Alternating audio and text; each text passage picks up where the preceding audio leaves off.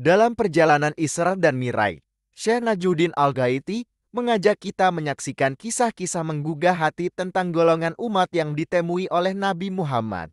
Dalam kisah-kisah tersebut, terdapat refleksi mendalam tentang perilaku umat yang menggambarkan berbagai sikap dan keputusan hidup. 1. Orang yang gemar bersedekah. Nabi Muhammad menyaksikan pemandangan menakjubkan ketika melihat orang gemar bersedekah. Mereka seperti petani yang tanaman hasil bersedekahnya tumbuh kembali secara ajaib. Inilah kelompok orang yang secara konsisten menginfakkan harta mereka di jalan Allah. Dan Allah sendiri yang akan membalas dengan limpahan berkah tak terbatas. 2. Orang-orang yang berpegang teguh pada agama Allah. Bau harum yang tercium oleh Nabi Muhammad berasal dari keluarga besar Masyitah yang menjadi syuhada karena menolak menyembah Fir'aun. Mereka adalah contoh nyata orang-orang yang teguh pada agama Allah, bahkan jika itu berarti menghadapi pengorbanan besar. 3. Pemalas mengerjakan syalat fardu. Pemandangan tragis terungkap di hadapan Nabi Muhammad, di mana kepala sekelompok orang terus-menerus pecah dan utuh kembali. Ini adalah simbol dari siksaan bagi mereka yang malas melaksanakan syalat fardu. Mereka menghadapi konsekuensi berulang kali atas kelalaian mereka dalam menjalankan kewajiban syalat. 4. Orang-orang yang enggan bersedekah. Nabi menyaksikan orang-orang yang memakan pohon karin, zakum, dan batu panah. Jibril menjelaskan bahwa ini adalah nasib bagi mereka yang enggan bersedekah. Sebuah peringatan keras tentang akibat menolak untuk memberikan sebagian dari harta mereka untuk kebaikan sesama.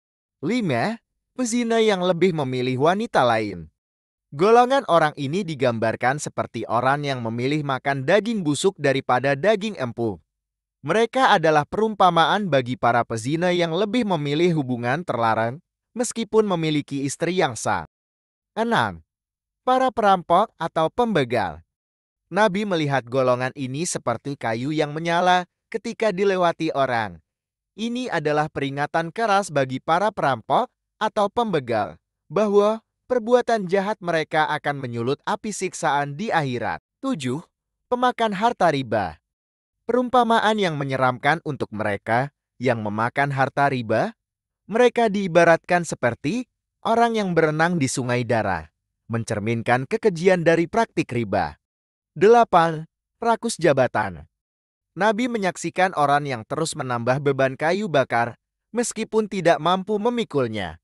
Mereka adalah gambaran nyata bagi mereka yang rakus akan jabatan dan tanggung jawab tanpa memperhitungkan batas kemampuan mereka. 9. Para dai yang tidak mengamalkan ucapannya. Gambaran tragis bagi para dai yang hanya pandai berorasi namun tidak mengamalkan ajaran yang mereka sampaikan. Lidah dan mulut mereka dipotong berkali-kali, menggambarkan siksaan bagi para pemimpin spiritual yang tidak hidup sesuai dengan ajaran yang mereka sampaikan. 10. Para pengumpat.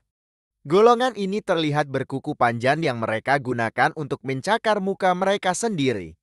Mereka adalah contoh orang-orang yang senang mengumpat orang lain, tanpa menyadari bahwa mereka melakukan perbuatan yang sama atau bahkan lebih buruk. 11.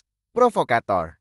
Nabi melihat seekor sapi besar yang tidak bisa kembali masuk ke lubang kecil tempat ia keluar. Ini adalah perumpamaan bagi mereka yang suka memprovokasi dan menciptakan masalah besar. Namun ketika masalah muncul, mereka tidak mampu menanggulanginya. Sebuah peringatan bahwa provokasi dapat membawa konsekuensi besar yang sulit diatasi.